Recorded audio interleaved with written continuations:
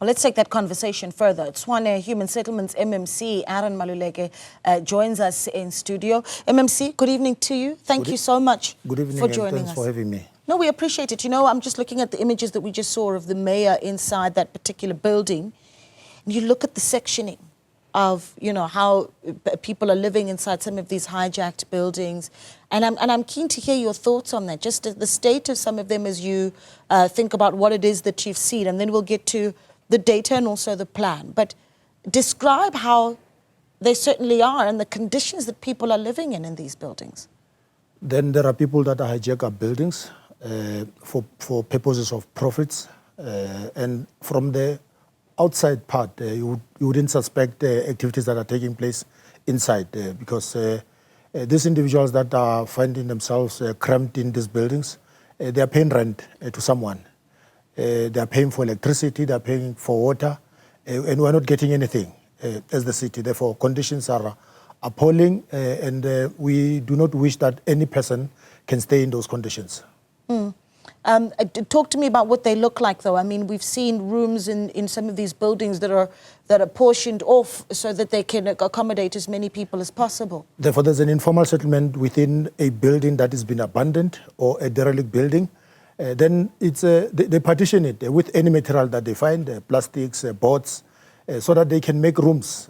And there are many illegal activities that are taking place in those buildings. Conditions are very harsh. You're asking yourself that they were facing winter now, and people are inside those buildings. We have seen what happened in Johannesburg, and we don't want to experience the same incident. The only thing that we can avert was for us to then establish a submarinal committee that deals with bad buildings and hijacked buildings, that we need to then put together a report that would then deal with how we would then repurpose activities that should take place in the city center, CBD space. Yeah, just looking at those conditions. And then there's the data that obviously, as officials, I imagine you're collecting on just how many of these buildings you have in the city of Tshwane. Do you have that data? Then we have categorized our buildings into three. Therefore, we've got buildings that are owned by the city that needs to be repurposed. We've got buildings that are owned by province. There are buildings that are owned by national government. All of them, we have worked on them. We've done the work, and we've got put descriptions of what needs to be done going forward. We met with vice chancellors of universities because in the city of Tshwane, we have a need of 30,000 beds from the higher education level. We met with TVETs. They've also shown an appetite. And even private education that they would need beds. And we should repurpose some of our buildings into student accommodation. But we also have visited this morning Tshwane Showground that was used by many generations and visited it every September, every year. They would go and enjoy themselves. But unfortunately, it has become a shadow of what it was. It used to be our Results Operations Center for the elections. Yes, it used to be used by IEC. And UNISA used to have its exams there. TUT, they were doing the same. But unfortunately, now it has been vandalized because of the previous government withdrew security in many of our strategic assets. They are vandalized, are being attacked by any person that passes by. What is the data, MMC? Because certainly to get to the bottom of it, you need, as the city, as provincial government even, to know just how many of these buildings are derelict and how many are hijacked. You say some are owned by the city, some are owned by the province. What's the number? Then we have scoped down our work into the CBD point only. Then if you go into Tshwane coming from the south, you then go into Eskiampatela Street, and we go to the west, we then ended at Nelson Mandela Drive. Therefore, these are areas that we said the first phase of the work should then focus in those areas. We have about 19 buildings that we've identified. We're working on those buildings. We are going to place these buildings into the July investment meeting. And some we are going to transfer them to province because in Tshwane we have a population of homelessness that is taking place. There are many people that are living in the streets that needs to be accommodated as well. We can't wish away that people come into the CBD space or metropolitan cities to look for opportunities, but life can turn into something else, that the people find themselves in the streets. Yeah. Then we want to partner with province to give some of the buildings to repurpose them for homeless people. In a building like the one where we see Mayor Dr. Moya walking through in some of those visuals that we showed you, I mean, you see water being used there. You know that there's some questionability about where they would acquire water. Is it illegal connections? And then, of course, this data coming from the Deputy Mayor, Eugene Modise, saying that the city loses 34% of its water. I mean, that's a big chunk. Yes. 22% of its power supply due to illegal connections in these very buildings. Yes. Then what the Deputy Executive Mayor was saying is true, that in terms of rain water that we work with, that is providing us bulk water, we then buy water from rain water, but it doesn't get to the end user because there are people that are tapping into our infrastructure. Illegal activities like these ones that we watched earlier on our visuals, that people are tampering and vandalizing our infrastructure. People are vandalizing our fire hydrants, get water, sell water to private farmers, and for many a variety of other activities. Then we had to go very strongly in ensuring that we kept all those activities because they wipe out our fiscus. Billions of rands go away that we were supposed to build social infrastructure, intervene in many other challenges, a myriad of other challenges that we're facing. But it's unfortunate that we can't do that because if we don't keep this illegality that is taking place, we are going to then postpone development that needs to take place in the capital city. What does it look like when, as government, we need to also crack down on finding the building hijackers?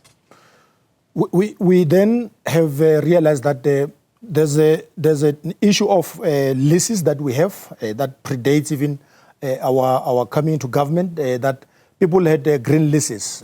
Some have disappeared.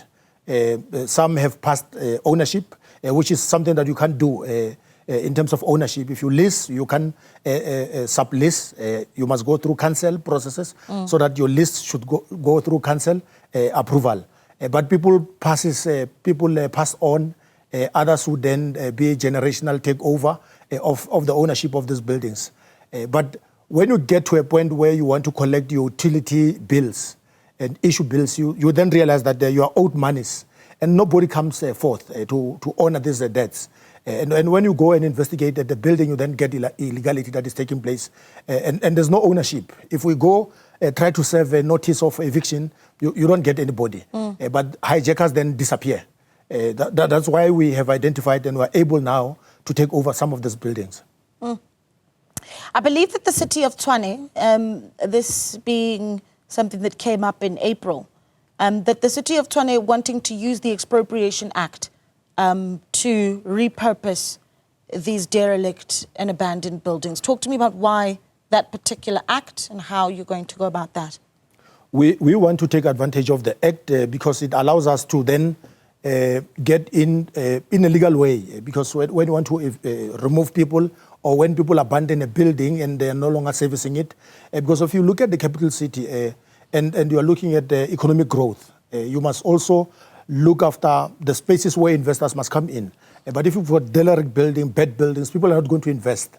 And many of our departments opted to go into the Pretoria East, opted to go to the south for accommodation. One thing that you need to do is to make sure that then you expropriate these properties and you can then bring other investors, bring other partners, private sector, you bring higher education on board to come in and take over these buildings for some want to do mixed development, we want to do retail, we want to do student accommodation, some want to do social housing because we also have a challenge. One of our flagship projects next to Marabastad, it's called Townlands. We've invested a lot and people have taken up. We're fully tenanted and there's still a big need of young people.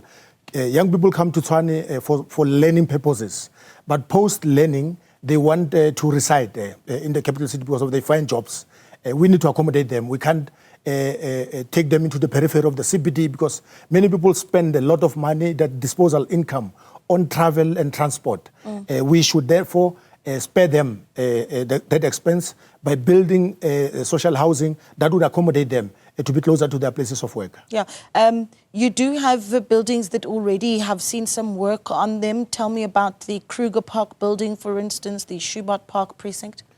The Krueger Park building, we have issued a 50-year lease. There's a developer appointed. They're still finalizing some few paperwork. They're going to refurbish that building. We are going to have social housing out of it. We've got the Tshwane Park that also need to be revamped so that we can also have private developers injecting their monies into these buildings. There's a big need of housing, but we also want to undermine apartheid spatial justice by bringing people closer into the CBD space.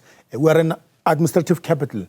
Many people have opportunities within government. They want accommodation, and hence we are availing our buildings so that people can invest and build housing opportunities. What do you say to the argument that says, well, there's a rush now to see this being dealt with? And, you know, we played the clip earlier of the Gauteng Premier Nasiphi talking about work to speedily revitalize cities in the province ahead of the G20 summit. There's a sense that there's this urgency now only because you do have the international community coming to our shores in our cities, and that this isn't really about serving the people of Tshwane as much as it is putting up a really pretty picture for the world. Then we came into government in November 2024, and our 6 priorities were explained and shared by the executive mayor. And all of us, we gravitated towards one vision. And that vision, part of it is to build a resilient city that becomes a center point of economic growth. And you can't do that if you don't do the bare minimum. The bare minimum is that you clean the city. You've seen us every Friday we embark on a program called Reaspana. You've seen us doing Reatima to have stabilizing our finances because of we are owing Eskom. We were owing Eskom 7 billion when we were coming in. We've paid 2 billion. We want to stabilize our finances so that we can be able to do other things. And it can't be that because of U20 and G20, we want to ramp up and start to do our work. It has been part of our, part of our work. We've been doing this since we came into office. Yeah. It's not new. We just looking at how then do we put work streams and part of the subcommittee mayoral committees so that we can then be able to focus on bed buildings, but also on stabilizing finances and also growing our economy. Yeah.